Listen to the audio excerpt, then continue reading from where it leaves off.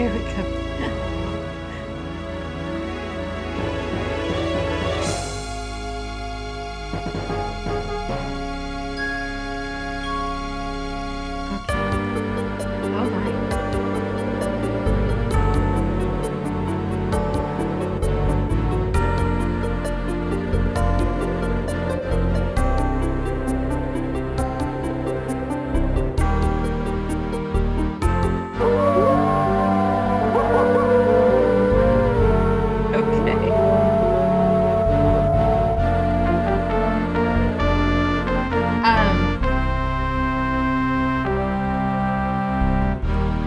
Please insert your saved character disc from any of the first 3 Quest for Glory games into the disk drive, so that your hero can make the journey to Quest for Glory, Shadows of Darkness. Hello, everyone.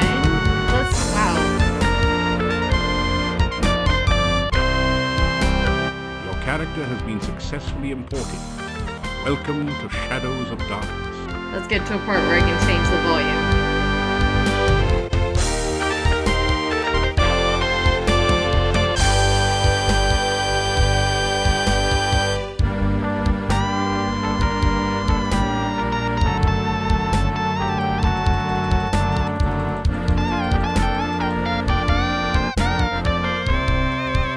Actually, considering how crappy it was to try to up-luck, let's just up that straight up off the bat. Okay. Start. Jeez.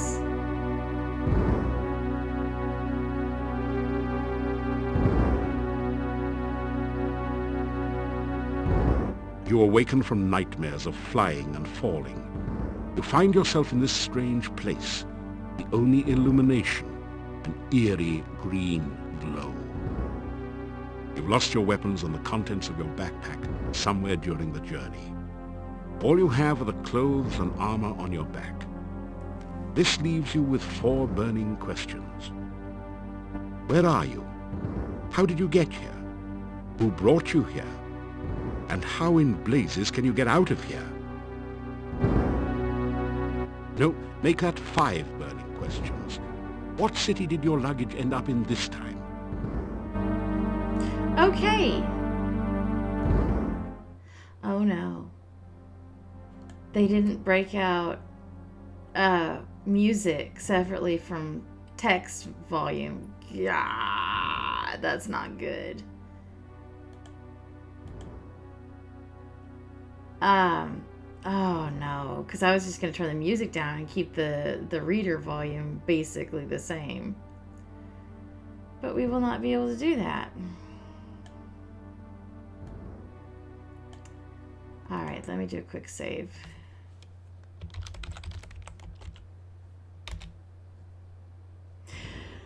Okay, hello everyone. Welcome to another Let's Play of Quest for Glory 4. Since I stagger out the posting of these videos, it has actually not been a very long time for y'all because you've been getting 1 video a day, but it's been a while for me. I haven't played in a couple of weeks. There's been a lot of stuff happening here. My oldest cat, Quincy, died from his ongoing kidney problems, and so that's been something that I've been dealing with. But we have kittens. I have kittens, so the kittens maybe will make an appearance in the video and help. Quincy always used to lay on my desk and kick the microphone whenever I would do Let's Plays, so I'm going to miss him very, very, very, very, very much. But I am playing again. Couldn't stay away forever. I am playing the GOG version of the game that has been bundled with DOSBox. I have not played, there's a fan, I hate to even call it a remake because they're not remaking it in the sense of I don't think they're updating the graphics or anything. They're just extracting it from DOSBox and cleaning up some bugs and issues. But that version of the game is not quite yet finished, as my understanding, and I wanted to at least try this GOG DOSBox version and see if we can get it to work. As I've warned before, this game is kind of notoriously buggy, so we will see. The other thing you will have noticed is that we have full voice narration now. And it's good voice narration. I like the narrator's voice.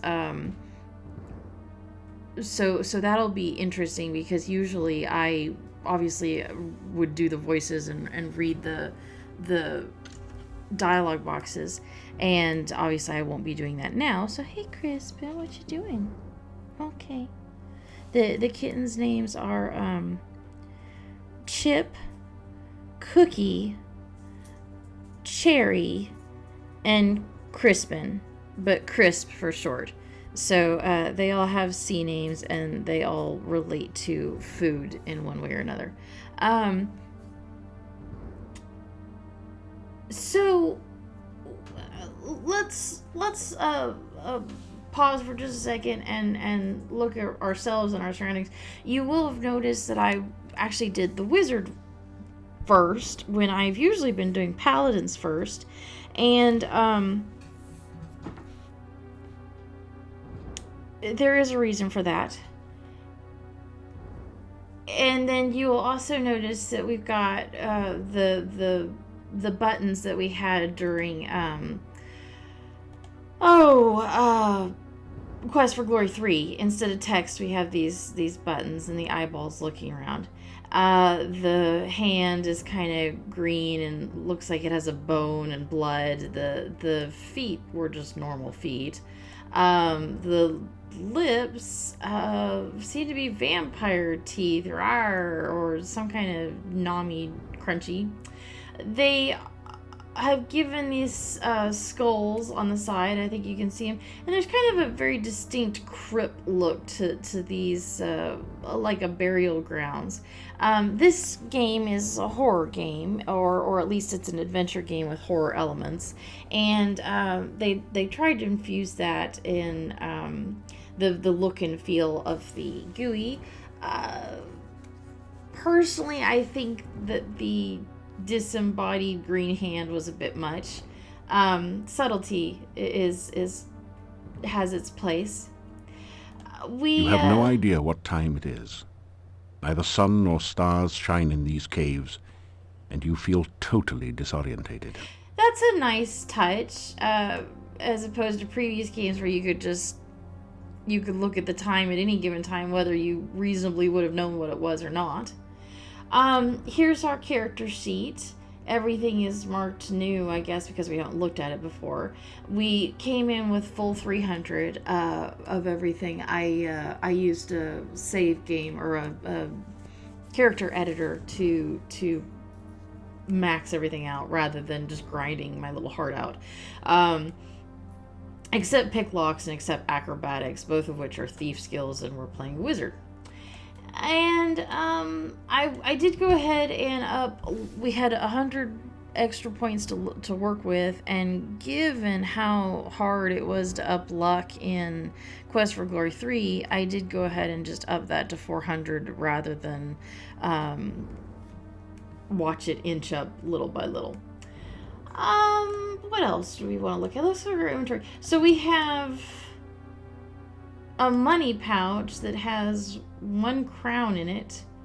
I'm not sure why. We don't have any reason to have any crowns. Maybe they had to give it something in order to have it in your inventory to start with. And we have our leather armor, which we're wearing. Leather armor provides you some protection against enemy attacks, helps keep you warm on these cool autumn evenings, and generally makes a modern fashion statement. And everything else that we had with us is completely gone, which is interesting because whenever we were previously, when we'd import a character, we got to take our stuff with us. But at the end of Quest for Glory 3, we appear to have been teleported away, and apparently we were teleported without our stuff. So where are we? We're in some kind of cave, but it looks almost biological. And there's a distant thrumming in the background sound, almost like a heartbeat, maybe? You are in a large cave, dimly lit by glowing lichen on the walls. Strange, irregular outcroppings of stone grow from the ground, looking like the skeleton of some enormous beast. Here and there, petrified human bodies seem to grow half in, half out of the floor and walls. I mentioned before, I do really like the narrator.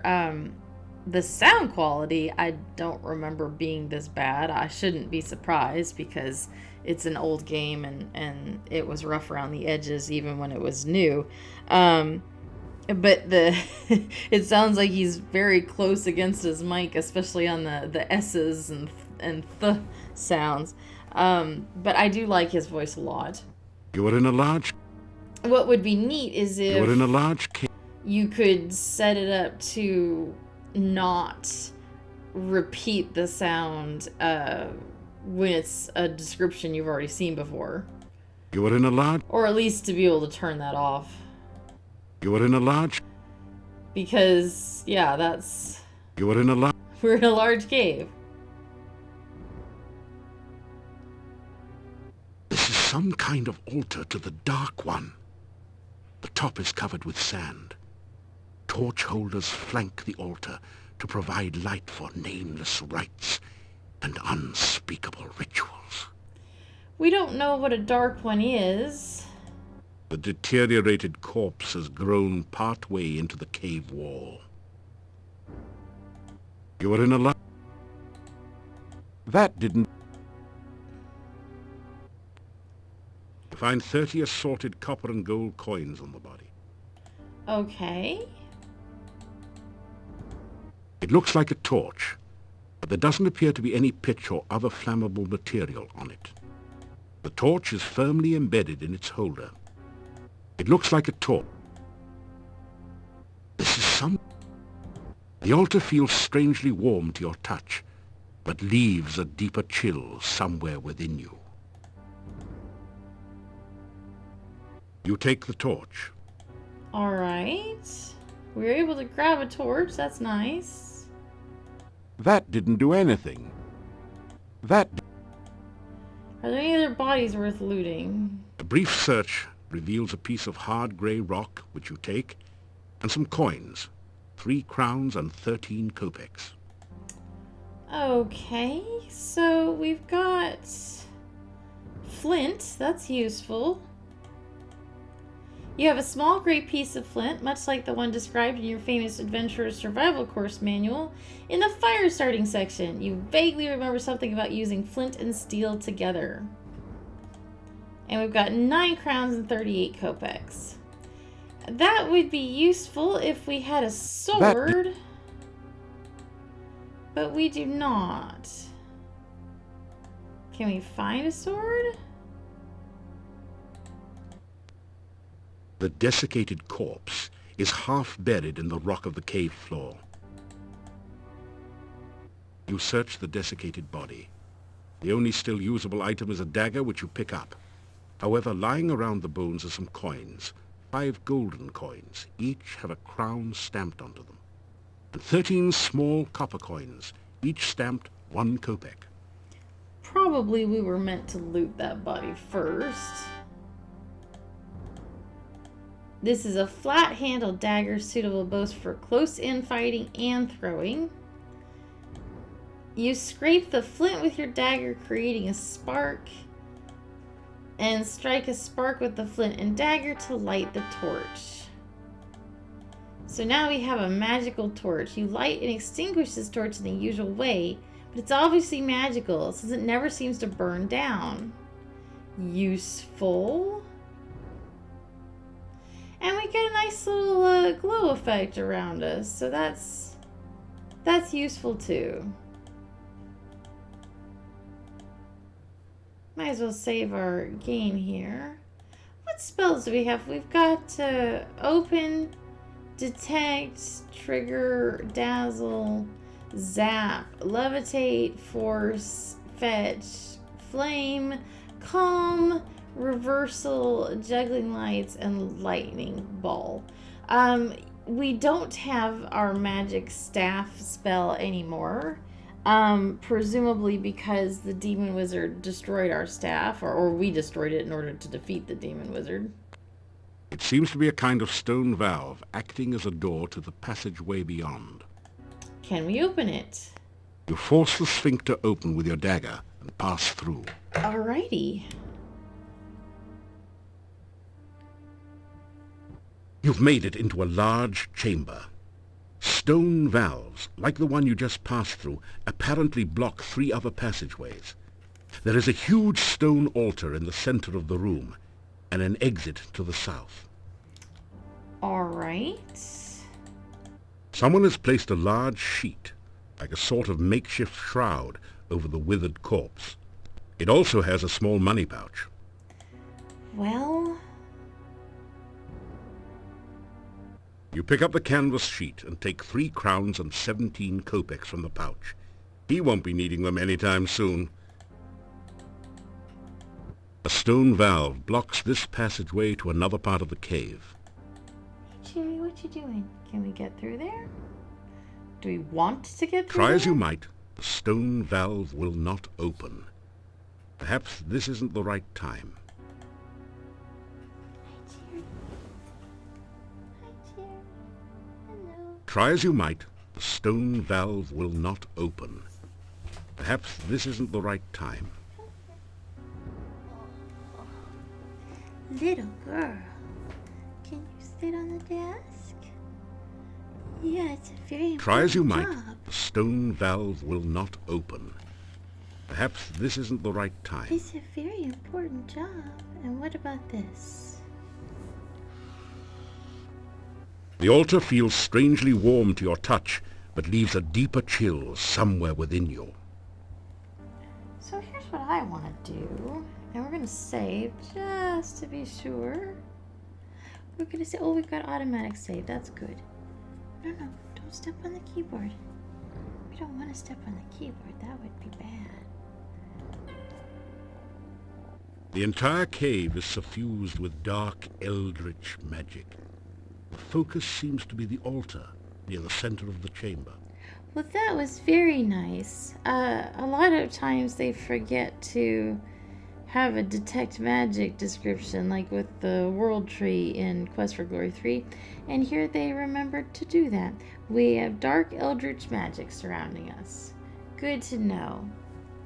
Good to know. Good to know. Can you lay down? Can you lay down? You're very confused. Lay down. You're so tiny. Lay down. She doesn't know how to lay down. Yeah. She doesn't know how to lay down. Cherry, can you say hello? Yeah, can you say hello to the nice people at home?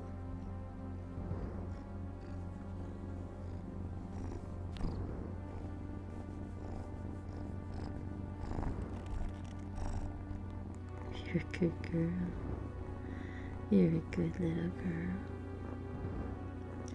I found her brother, Crispin, on Pet Finder, and he looked so much like my Quincy.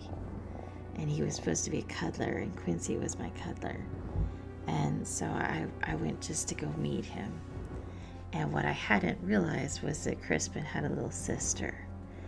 And a sweet little girl, but they told me they said she was feral and was scared of people, and they didn't think they were going to be able to place her because she was never going to be a lab cat, wasn't ever going to be loving.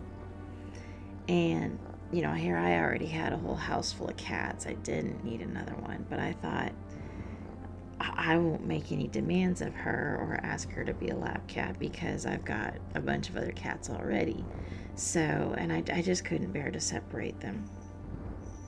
So I went ahead and took her with the little boy, with her brother, brought him home.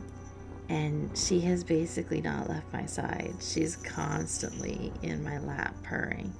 So, yeah, you're not feral at all. You were just shy. You were just shy. Mm-hmm.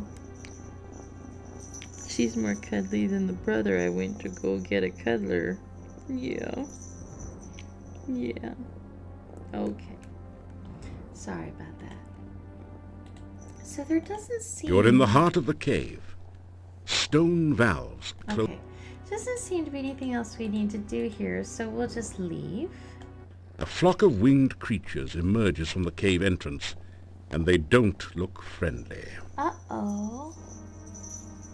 Bats.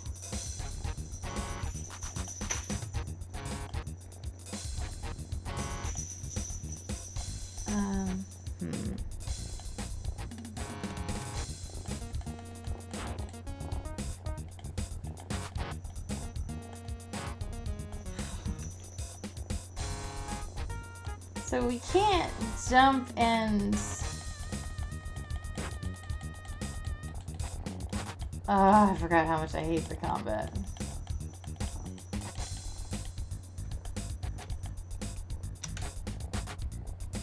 Yeah, we're just gonna put it on auto combat for the bats. Yes, we are. In a bitter battle, you were better than the badders. You can't jump You kick some butt, too. and cast spells, but you can only cast spells horizontally, and the bats are above your casting radius, so yeah, that's crap. So we are currently poisoned, and our stamina is horrible, and our mana is used quite a bit. I don't think there's anything to loot from the bodies. The batter wasn't carrying any valuables. Besides, its body is really gross. Alright, alright. Well, off we go. We'll just have to get unpoisoned somewhere. A deep pit fills most of this hallway. A rope bridge spans the narrowest stretch of the chasm. A heavy rope bridge spans the deep chasm. No, you can't rub your face against the microphone. You can see the entrance to a large cave at the bottom of the pit. You catch an occasional glimpse of a horrid, multi-tentacled monster just inside the cave. That seems This is the bad. entrance to a smaller cave, or perhaps a second outlet from the large one. A deep pit fills most of a massive pillar fills... There's a small ledge partway down the cliff face. Okay, so... You sense no magic in this area. There is a monster in the pit below us. No, baby, you cannot step on the keyboard. There is a monster in the pit below us. There is a rope bridge, and we need to get across. If we were a thief, we would probably walk across the rope bridge. If we were a fighter, we would probably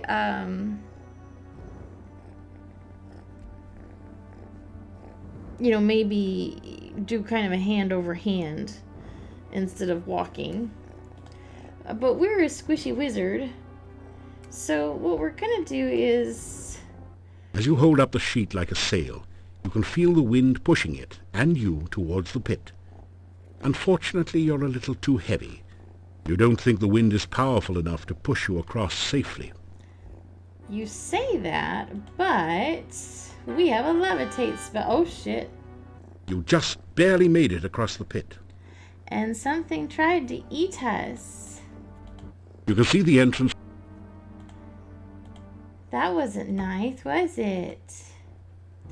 So, I do not know if we'll be able to get full points. But, I will call out points as we go. And, you get 6 for lighting the torch in the bone cave. 2 for getting equipment necessary to light the torch. So really, maybe that should have come first. And then we got 15 points for crossing the pit. So we are currently on track. And we're going to exit this way. I believe this is the exit. Looks like an exit. So, we seem to be outside. Hi, Crispin. It looks like some kind of swamp or tar pits or something. The thing that we're exiting looks like one of Geiger's aliens, the xenomorphs, as they're sometimes called in the fandom. With teeth. So it's not usually a good sign when the cave you're exiting has teeth and what might be tentacles.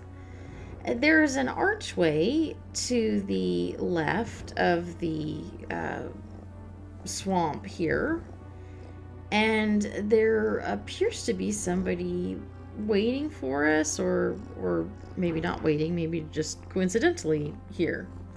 So, okay, let's go talk to this nice person who may or may not be able to Slip tell through us the mouth of the cave, just in time to avoid being where we crushed are. by its closing jaws. Jump over the stones here. Bloop, bloop. Hi there. You are alive! Only one person has ever walked away from there before. Who are you? How did you get here? Oh, there are so many questions I want to ask you, but I have to get home quickly. It is so dangerous out at night in Mordavia. The town is due north of here. Be careful, there are many bad things wandering around. Good luck! Oh, by the way, my name is Katrina. I hope we meet again sometime. Farewell. Okay. So, do we have any concept of time now? It's, wow, she wasn't kidding. She said it was dangerous at night, and it's, looks like it's very short till sunrise. Because the moon is about to go down. Okay, well, we got to meet a nice, girl named Katrina. Rocks have formed an island within the goo. The icky, greasy, grimy goo flows close beneath your path at this point. Okay. The cave mouth looks like the jaws of some horrid creature, waiting to chew up and swallow anyone who should be so foolish as to try to enter the cave. We still don't know how we got into it. The archway above the path is inscribed with 8 arcane symbols.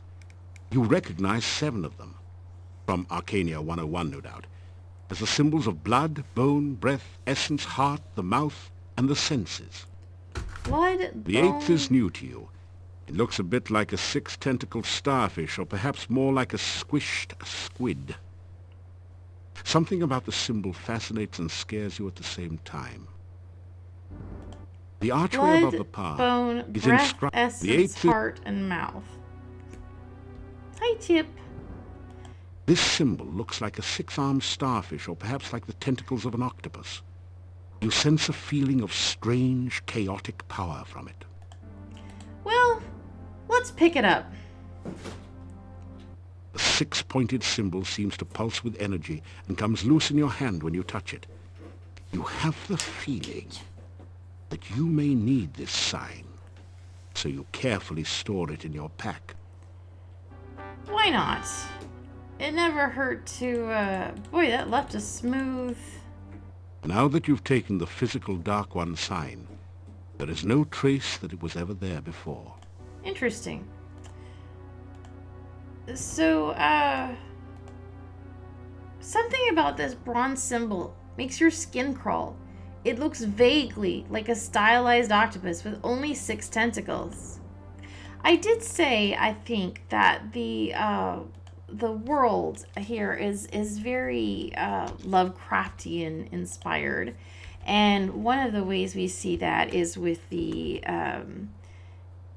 use of scary tentacly sea creatures. We have a stealth skill, and my philosophy with stealthing is if you have it, you should use it. What have we here? A pool of sticky, greasy-looking slime dominates this area below the cave. A stream of slimy goo oozes down the right side, and goo dripping on the path makes it slimy and treacherous as well. Yay. This tall standing stone has been carved, so that the top looks like a squid is perched upon it. Okay. A delicately crafted bonsai bush looks totally out of place in a pool of dark, unhealthy-looking goo. So, it's unclear how we're gonna get it. What is this supposed to be? Why is that there? Is it magical? You sense moderately powerful but latent magic waiting near the top of the squid stone. The bonsai bush also possesses magic, but it is of a gentler, more subtle nature. Latent magic. Oh, and we got nice little swoopies. Did you see those? And we're not poisoned anymore. Apparently we've taken enough damage that it's out of our system. Latent usually means that it's waiting for a trigger. So what happens when we hit trigger? The earth shakes as the standing stone rocks on its base, then falls over to form a bridge up to the upper ledge. Cool. So we don't have to traverse the treacherous goo. That sounds nice. What happens if we trigger it again? Does it stand back up? The standing stone has fallen to form a sort of stone bridge up to the ledge. No, it does not. Let's pull out a force bolt and get rid of some of those rocks. There we go. You blast the rock pile with a force bolt. I don't know why there's a gentle magic bonsai in the middle of goo. Your magical lasso encircles the bonsai bush and gently draws it out of the grimy goo. Carefully clean the plant, then put it away. But, I feel sorry for it and don't want to leave it here. It's getting a little bit lighter. I think, yes, it's actually daytime now. And it's interesting that the day-night scene we have has got a tombstone and a graveyard and kind of a dead tree. The atmosphere on this game was really well done, and I really liked the background images of the graphics. It reminds me a lot of the drawn backgrounds in King's Quest 5, which we may or may not play at some point. So let's keep going. She said the town was north, so okay. This is a creepy, misty, foresty, swampy thing. Small hummocks of earth and grass rise out of the seething swamp. The heavy odor of decay overwhelms your senses and makes you feel slightly nauseated as you survey this gloomy swamp. Whoa. The decayed remains of a human arm claw at you as if to drag you down to share its doom. That's creepy. The grasping hands of the floating balls of light, such a surprise, are magical. The rest is just nasty, mucky swamp. I don't see any floating balls of light. Maybe they're here at another time. Let's keep moving, because I don't like those at all. Bye. Well, this is a nice forest. You are in the southwestern corner of the forest. Dank mists rise from a dismal swamp to the south and west. The path to the dark cave lies to the southeast. Okay, that's good to know.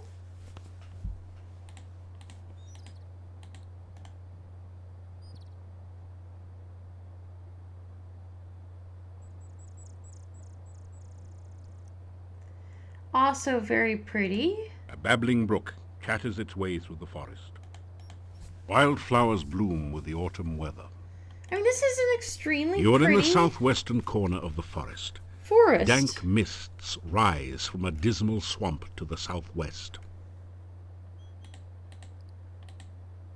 This is even prettier than the Spielberg forest, which was already very pretty.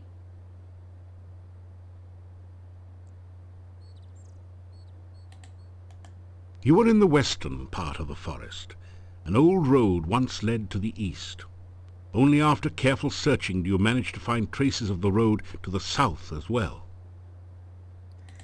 I don't see an eastern road, but I see what looks like a road to the north, which is where we want to go.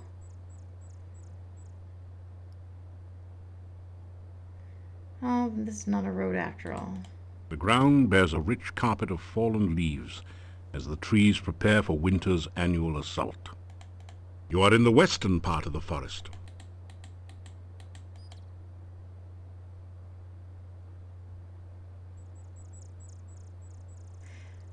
Well, she said north. You are near the northwestern corner of the forest. You are near the... Good thing the narrator knows where we are.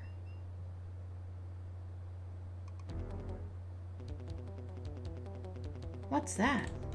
You are near the northwestern corner of the forest. An overgrown road once ran east and west through this area.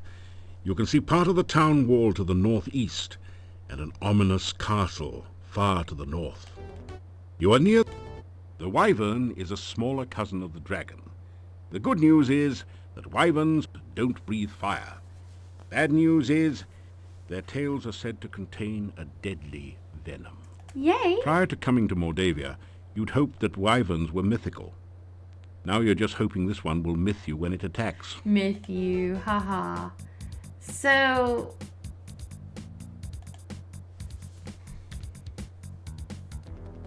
Whoa. You are near... Stop.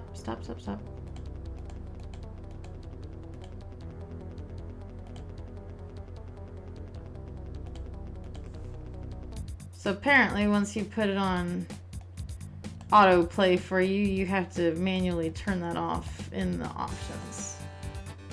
Okay. You have been burned to death. Look how strong we are. You've whopped the wyvern. It now lies still like many of its victims before. The wyvern has no place to carry treasure. This is one reason why dragon hunting is far more popular. So nothing from the wyvern or from the bats. And interestingly, both were poisonous. So apparently poison cure pills are going to be important as part. Let's go visit this town we were promised. An old rickety bridge crosses the river here. A babbling brook chatters its way through the forest. Just past the hill you can see cultivated fields and a walled town. A walled town sounds nice right about now.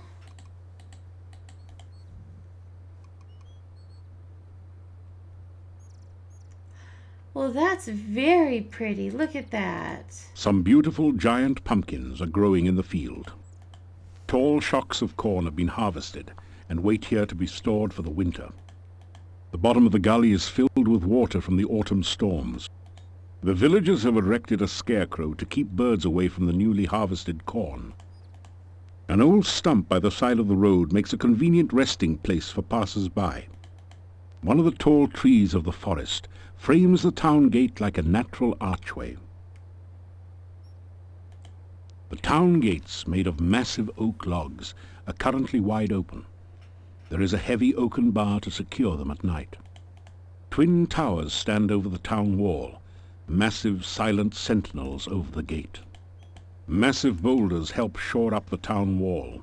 That is a very big, very impressive town wall. Normally you don't build things that thick and that wide unless you really need to keep something out. So that's interesting. Can you pick up any of the pumpkins? You've never been very good at making pumpkin pie. Fair enough.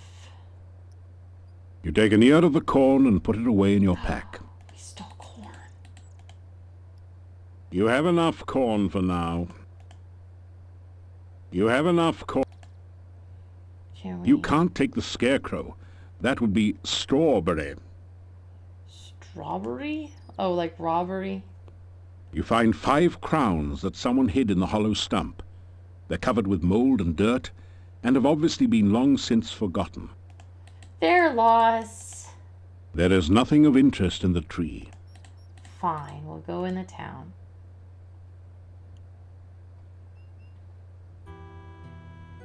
Oh, wow. Green grass surrounds the monument, heedless of the many feet which trample it daily. Beautiful, out-of-season flowers grow all around the stone monument. The curved staff has a very organic look to it. Its curves seem somehow feminine. You can feel a sense of magical power radiating all around it. To the north you can see the buildings of the town. It looks a little like Spielberg, yet also very different in some undefinable way. This is pretty. And unexpected. We don't usually see To the north you can Irana's handiwork in the middle of town, but that's very much what this looks like. You sense magic radiating from the staff and protecting this area. The staff feels warm and almost alive in your hand. You hear an eerie voice in your head. This I must first do. The sacrifice of life for one of love.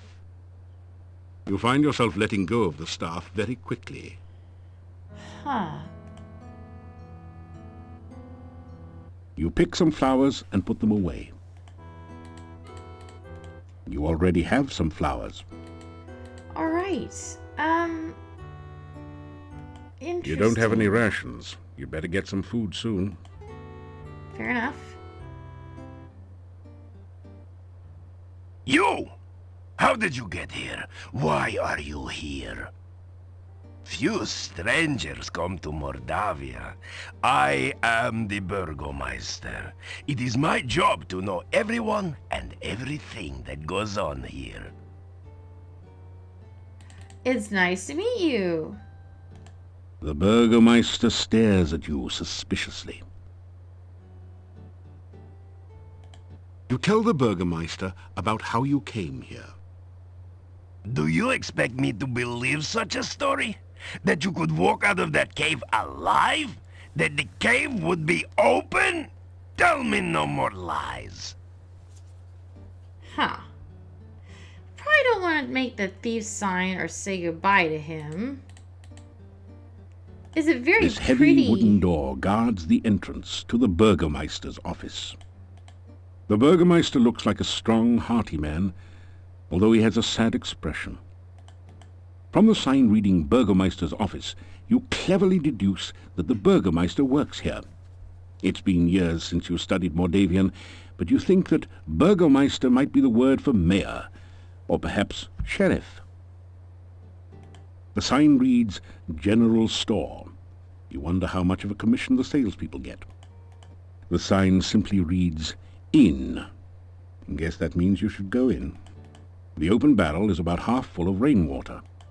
Through the archway you can see the buildings in the northern part of town. These old oaks seem to have been here for a long time. The buildings seem to have been constructed to leave room for them. The Burgomeister keeps his windows securely barred. So, if you remember Spielberg, this does look similar to it in many ways, but it is a great example of how the graphics really did evolve over time. This is beautiful. You can see the slope of the street and how it isn't, perfectly evenly cut. This isn't a city where everything was measured perfectly. This is a little town or village where they had to work with the way the ground was already existed. you have these beautiful buildings with, you see the lamp by the burgomaster's door, you see the window shutters. He can actually close those later and will. You can see the glass windows on the general store with the lattice work of the wood. This is a very, very pretty scene. There's the autumn colors of the trees, whereas Spielberg was kind of a spring. You were literally there in the wake of the spring melting the snows in the mountain. And I really like that from a narrative point of view, because Spielberg is the beginning of your story and spring is a time of beginnings, and Shadows of Darkness at the time felt like the end of the hero's story, and you've got the autumn coloring and feel of this kind of being the twilight of his tale. So let's actually talk to the Burgomeister now that I've talked about how much I like the town. And so here we get, a full screen image of him, fully voiced. And I really like the look and feel of this. I certainly like the look a lot better than King's Quest 3. If we're going to have topics all arranged for us to pick one, at least it's, to me, a much more visually attractive setting here. So let's ask him about the Burgomeister. My name is Dmitri Ivanov. I am the Burgomeister of this town. Which is kind of like a mayor or a sheriff. We realize we remembered. Mordavia is a valley surrounded by mountains. There used to be a road which led from here, but heavy rains have created a swamp at the base of the mountain south of here. No wagons can get you in or out, nor can any person, except perhaps you. I don't know if you remember, but in Quest for Glory 3, whenever we spoke to the money changer about rumors, he mentioned that the Mordavian coin was in a bit of a crisis because no one can get in and out of Mordavia right now. So that's actually some confirmation that Mordavia is a valley surrounded by mountains. There used to be a road. There used to be a road. But there's been heavy rains that have prevented any kind of travel in and out of the area, the valley, the valley, as he pronounced it. This is the town of Mordavia. There is an inn and a shop down the street where you can spend the night or get some supplies and be on your way. The sooner you leave, the better for all. There are many dangers in Mordavia, and we certainly do not need a stranger to stir up new troubles. So that opened up more options of things to talk about. The Hotel Mordavia has rooms and food. It is a safe place to spend the night. The shop does not carry much. We have been cut off from supplies for a while now.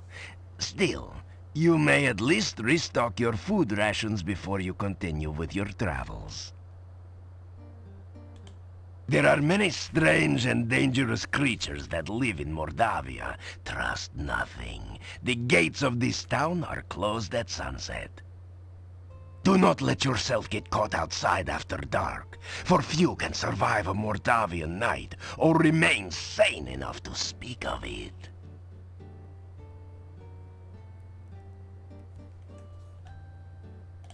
Just leave Mordavia quickly. No good comes from outsiders, and we do not want you here. Well, that's not very friendly. But, it is interesting that even though he doesn't seem to trust us and doesn't like us here, doesn't want us here, he is cautioning us how to be safe, telling us that the inn is a safe place to spend the night and outside town isn't a safe place and don't trust anything. So that's nice of him, even though he doesn't really like us. So we're going to go ahead and say goodbye. Leave here quickly. Okay. Go, and soon. We can go inside his office. Are you just sightseeing? or casing my place. We're not a thief. So, This door opens onto the Burgomeister's bedroom and private quarters. A magnificent shield, flanked by 2 great axes, is the office's sole decoration. The desk is a massive oak affair. In such a small village, only 1 jail cell is needed. The Burgomeister was very fond of wild boar hunting in his youth. He still keeps a rack of spears in case any wild boars should wander into his office. You are in the Burgomeister's sparsely appointed office. There is a jail cell in the back. A set of steps leads up to the Burgomeister's living area. The Burgomeister looks like a strong, hearty man, although he has a sad expression. so we do have some new options to talk to him. So, what are you up to today? Never have I heard such wild stories before. I am supposed to believe that a Prince of Shapir stands before me? You do not look like anything other than a teller of tales to me. It is pretty implausible, I'll grant you. To be honest, I do not trust you. What you say of yourself is unbelievable, and what you do around here seems likely to get you in trouble. If the path was clear, I would ask you to leave Mordavia. As things are, I will be watching you closely. The Old Adventurers Guild is at the north end of town. It has been abandoned for many years, since we have not had many adventurers who could cross the swamp. Seeing as you are supposed to be an adventurer, here, have a key to the guild door. Perhaps you can find something of use there. Nice! We got a key. To the northwest of town is Castle Borgov. It used to be owned by the Borgov boyars of Mordavia, but the last Borgov died years back, and no one came to take his place. Some strangers moved in some years back, but they have had nothing to do with the town, and we have had nothing to do with them. The old road from town used to meet with the road from the castle and head south to the pass. The heavy rains not only created the swamp, but caused so much plant growth you can't see the road anymore. The swamp is a dangerous and foul place. They say that all who ever were buried beneath the earth there now reach up to drag the living to their deaths. I have seen for myself that this is true. Stay far from the swamp if you value your safety. There are other things in Mordavia to see and do, but I am not a tour guide here. Go off and see for yourself, but be careful.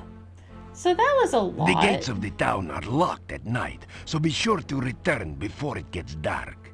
It's dangerous to be out after sunset. Okay.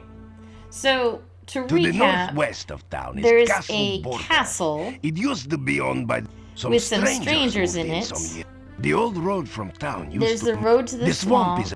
There are other... The swamp gate- is deadly, and the town is safe. Those are the big things.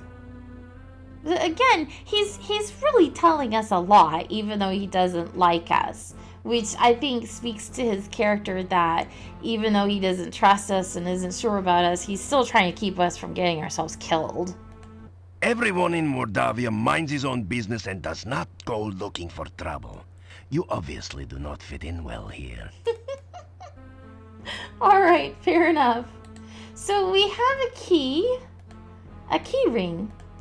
This ring contains the keys you found during your quest. You have the Adventurers Guild key, and that's the only key we have so far. So we're gonna say goodbye. Stay out of trouble if you have any brains. I'll try. And then we're gonna head out. Stay out of trouble and other people's business, and you and I will get along with one another. Otherwise, you will get me angry. I'm sure you don't want to make me angry, do you? No. Alright, and he's not at his window anymore. So, what I'm going to do is I'm going to go ahead and save, and we're going to cut the video here, and when we come back, we're going to continue exploring town. I don't think there's anything in this barrel. The water is especially wet this time of year. Thank you. So we're gonna continue exploring the town. I think the town may take a couple of videos because there's a lot to see and do, and there's a lot of talking to do with people. But so far, I think we've gotten a good feel for the moods and themes of this game. It's gonna be a lot about isolation, about autumn and the death of things and the twilight of things, moving into winter and darkness. There's a color palette that really matches that whole theme. As you can see, everything on this screen is autumnal toned. The doors are brown and orange. The street is browns and orange. The blues and grays are all very muted and autumnal. Even our hero's outfit is a more muted colors than it was whenever we were taken in Quest for Glory 3.